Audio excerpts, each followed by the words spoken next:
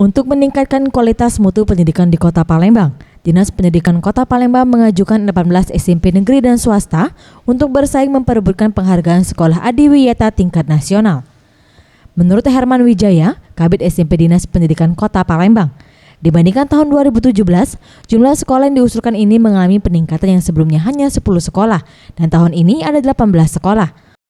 Untuk penghargaan sekolah adiwiyata tingkat nasional baru ada 5 SMP dan penilaian akan dilakukan oleh tim Dinas Pendidikan Pusat yang akan turun langsung ke sekolah yang diajukan.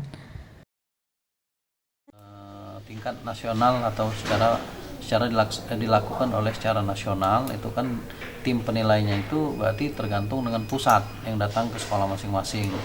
Nah di situ kita beda dengan mandiri. Kalau mandiri itu berarti kita sudah mempersiapkan diri, kita mengajukan, baru tim akan menilai ke sekolah yang kita ajukan tadi. Tapi kalau bukan mandiri itu kan biasanya secara acak ditentukan oleh BLH dibantu dari pusat juga langsung ke sekolah masing-masing.